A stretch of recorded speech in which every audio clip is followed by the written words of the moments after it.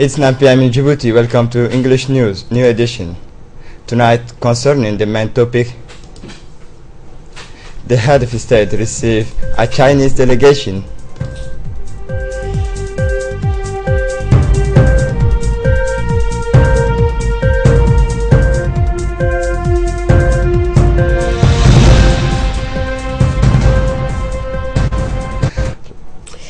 Thanks for joining us in our newsroom. We have a news release from the Ministry of Interior. The Ministry of Interior shall communicate that the day of Wednesday, 23 December 2015, corresponding to the feast of Maulud of the Prophet, will be a public holiday, non-working and paid.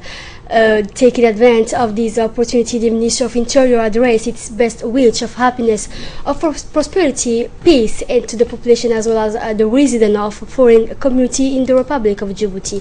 The commemoration of the birth of our Prophet will take place in the coronation Tuesday under the high patronage of His Excellency Mr. Ismail Omar Guelleh, President of the Republic. In fact, the ceremony of Maulid al-Nabi is celebrated each year in our country and everywhere in the Muslim world. The landmark even of this year is that these under the high patronage of His Excellency Mr. Ismail Omar Guelleh will be celebrated with the participation of all governmental authorities, religious and civil.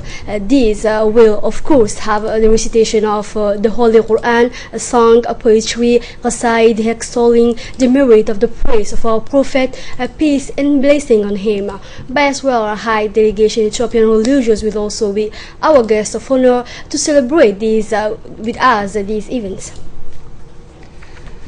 The head of state Ismail Omar Guelleh has received this morning at the presidential palace the advisor to the Chinese president has the matter of industry and trade, Justin Yifu Lin.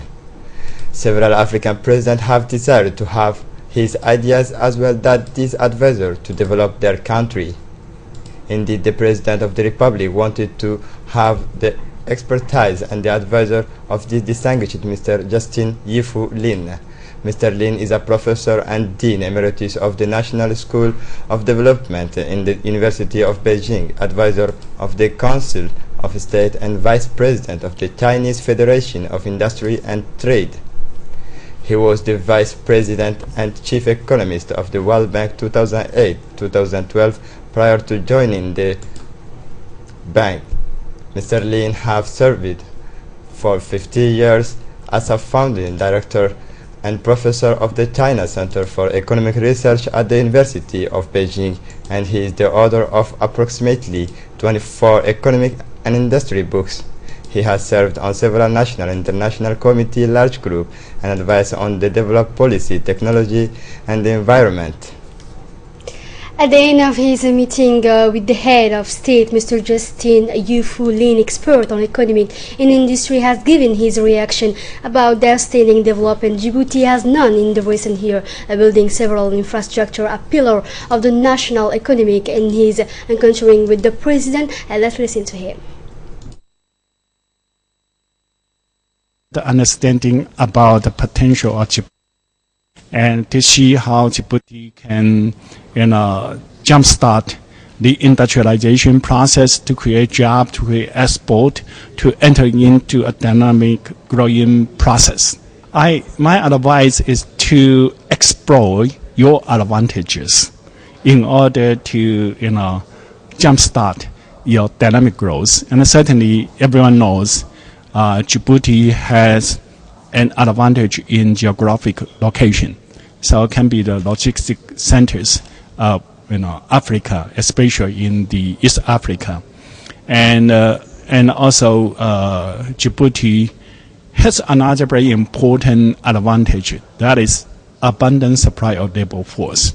And I think that Djibouti has the potential to enter into the light manufacturing, which can create hundreds of thousands of jobs, and which can also export to the global market if we have the right policy to facilitate the development of those kind of sectors. And this time, I'm honored to be coming here together with the UNIDO ambassador for African industrialization, and she also explored opportunity for collaborations.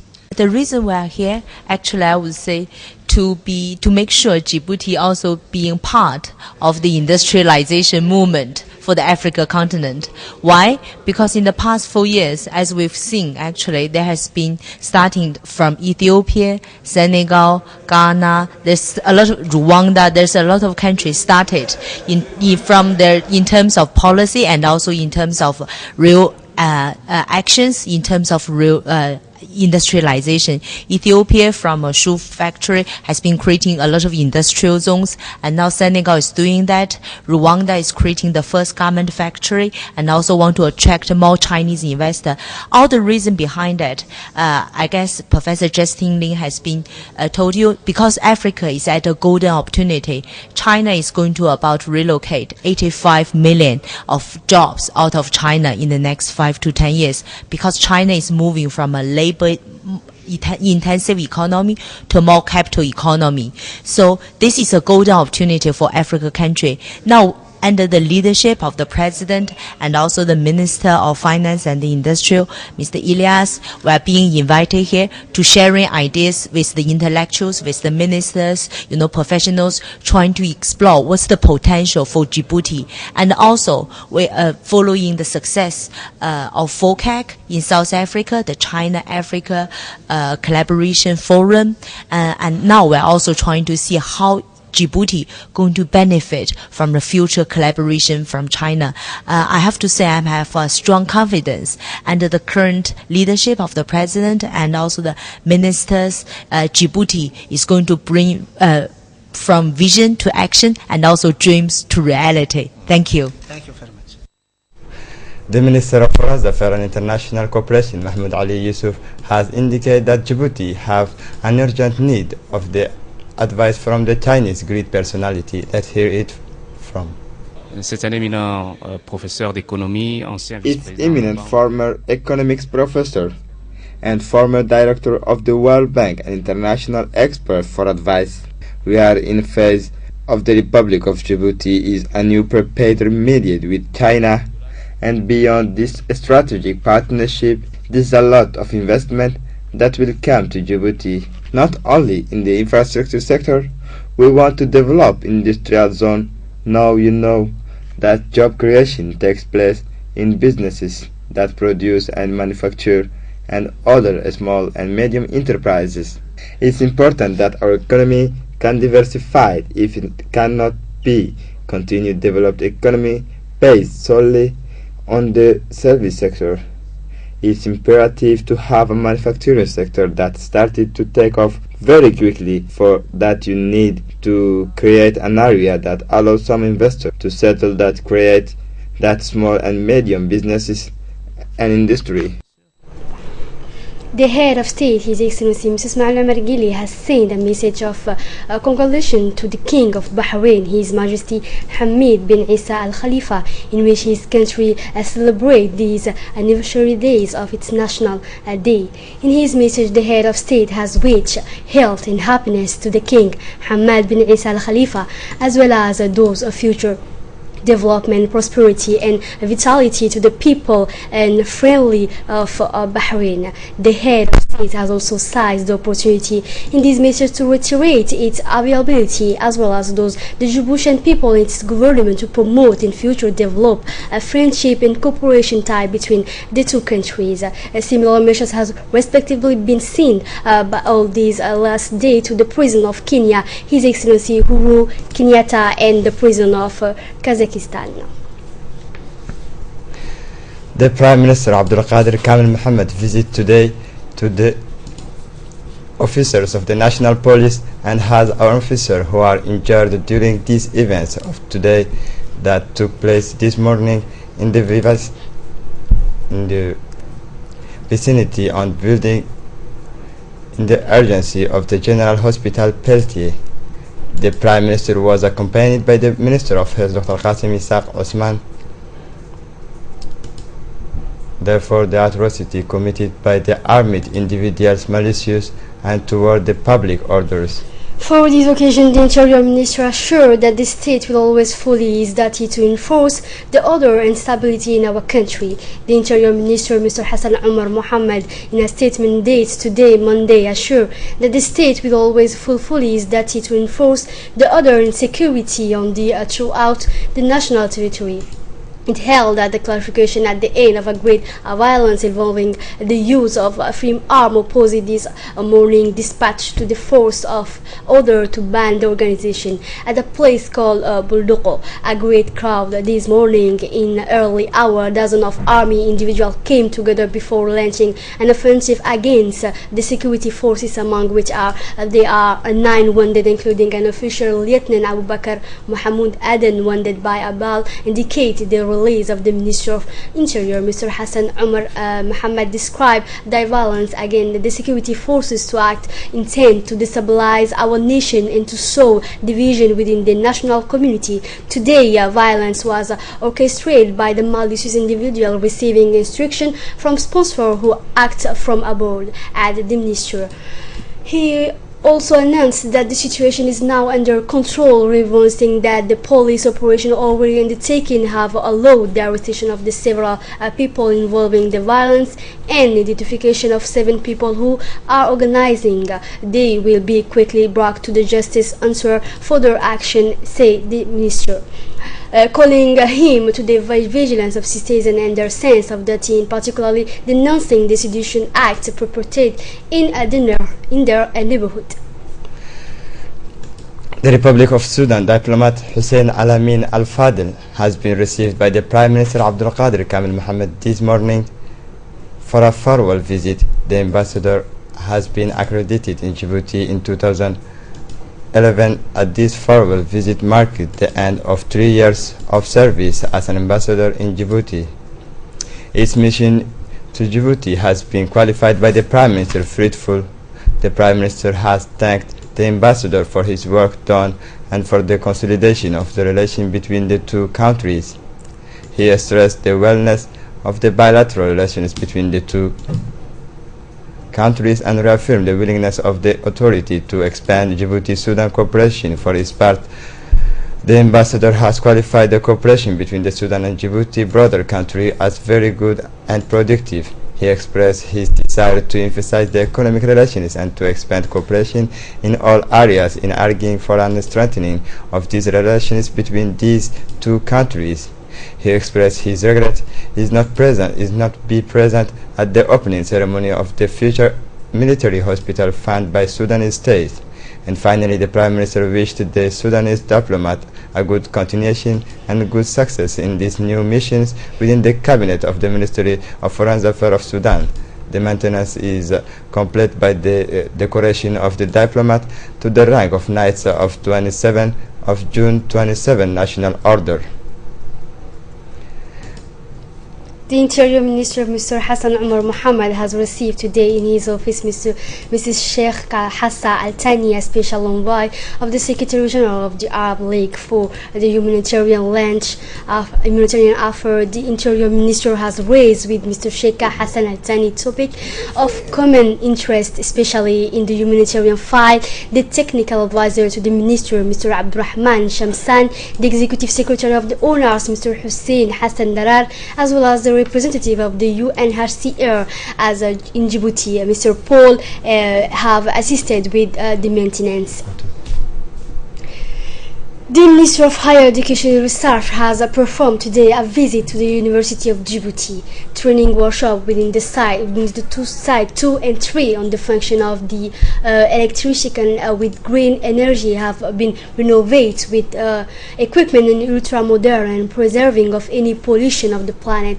And this fact following the recommendation arising from the creed was of the COP21 protect the planet, which avoid has heard of any climate distribution.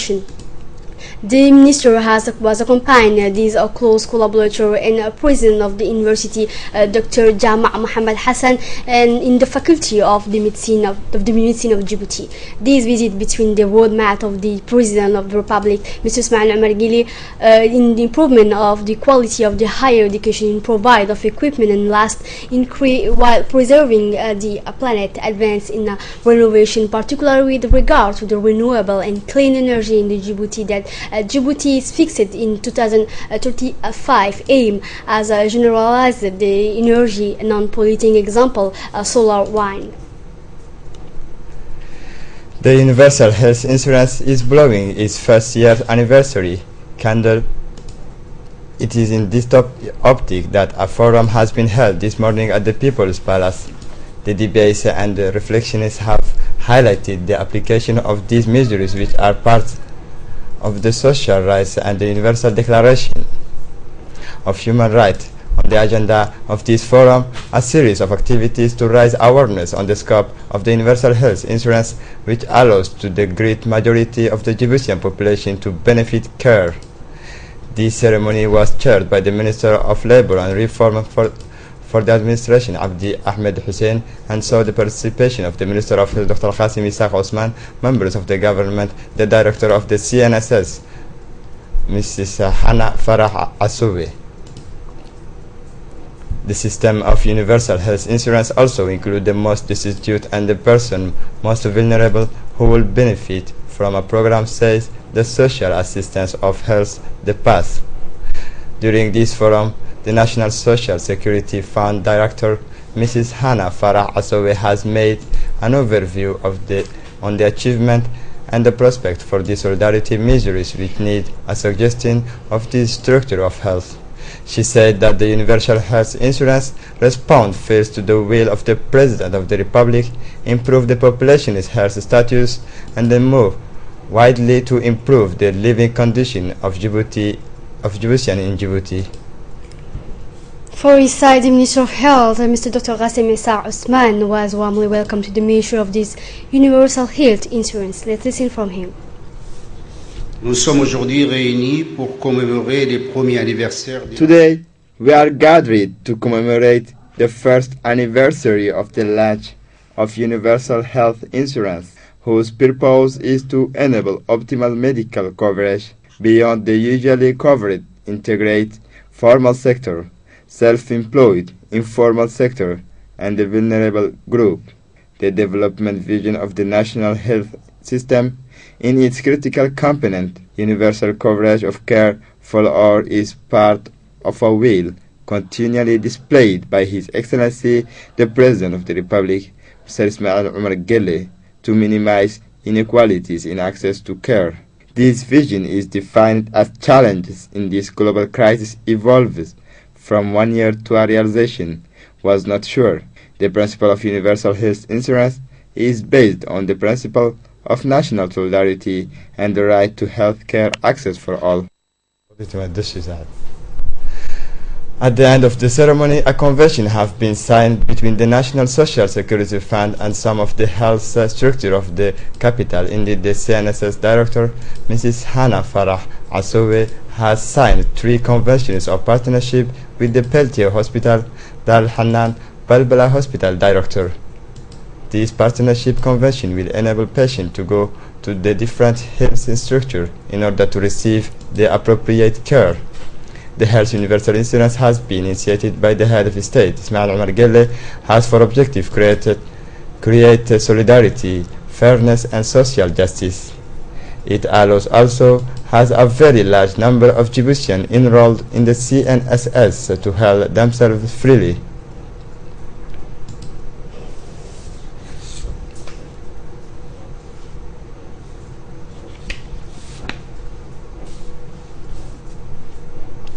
The direction of the Project Management Unit of the Ministry of Health has held a workshop for the reform of the state of progress of the activities based on the performance of health structure. The director of the PMU, Mr. Abdurrahman Abu Bakr, the director of the health region, Mr.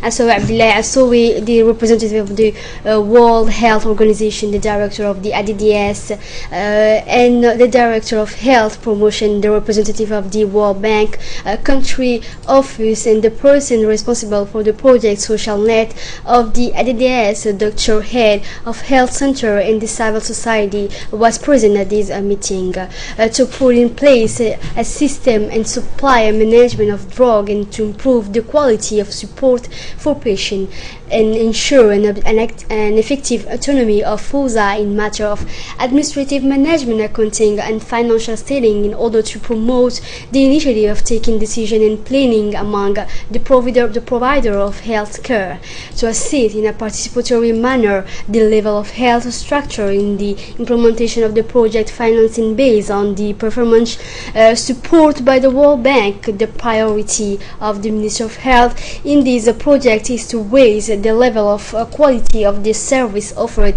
to the population of a few are the program for that the health structure are powerful and available to at all hour to the population. The workshop closed with the signature of the performance contract between the Center of Health and representative of association Atu Wafan of Arhiba in the association Fihil.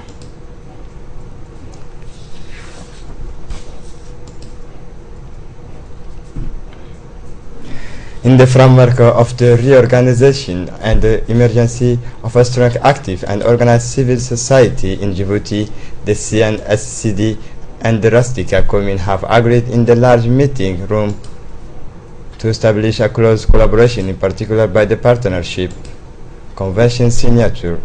It is in the framework of an agreement between the two parties to put in place a meeting platform for discussions, consultation and debate for CS of the Rustica commune, as much more that they will be proud to work under the commune president's supervision. This ceremony remains important for the CNSCD new strategic direction, who is intended in the near future to restore to civil society organizations their vivacity and dynamism. The International Organization for the Migration has celebrated the International Migrant Days. The celebration took place in the Center Assistance of Obak Migrant Guidance within the presence of the Prefect of Obak and the Chairman of the Regional Council of Obak and Tejura.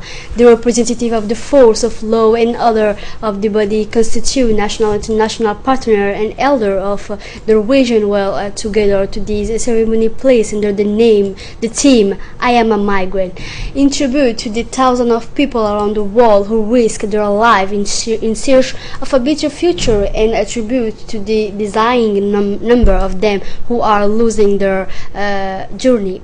More of a quarantine of migrants currently assist at the center took part in this celebration and have done a poem in language Amharic and Oromia.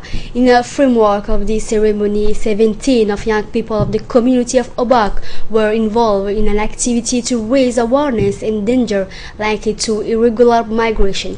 They have claimed Godaria Beach, a beach in which many migrants embark a small boat in the hope of reaching Yemen.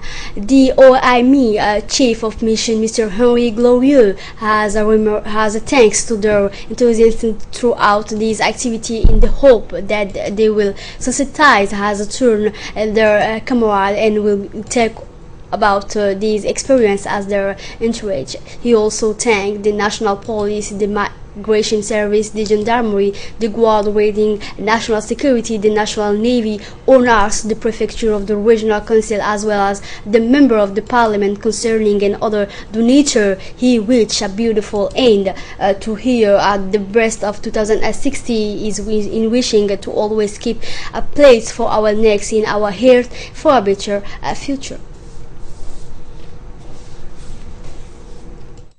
10 jeunes de la communauté d'Obok, que je salue chaleureusement, ont participé à une activité de sensibilisation sur les dangers liés à la migration irrégulière. Ils ont nettoyé la plage de Godoria, plage de laquelle de nombreux migrants embarquent sur de petites embarcations dans l'espoir de rejoindre le Yémen. Concerning the international level in Somalia, a two-day symposium was recently held for the Somali police forces to develop a basic training curriculum. Here's more on that story. The AMISOM police component today began a training of trainers exercise for 100 members of the Somali police force at the police transport center. The officers will undergo a 13-day training aimed at equipping them with the skills to facilitate future trainings and capacity building exercise earmarked for the force. AMISOM police training coordinator commended the commitment displayed by the police force officers and affirmed AMISOM's continued support and partnership with the force. We are here as partners, ready to work side by side with members of the Somali police force with whom we share common goals and objectives, he said. The training is part of a long-term plan to ingrain a robust training element in the local police force through the training of its own members as facilitator and trainers. Over the course of the next 2 weeks, the trainee will be introduced to facilitations, skills, management of training environments and other concepts central to their work. At the end of this training, the officers will be able to conduct trainings of their own across the country, and this will be a boost for the force.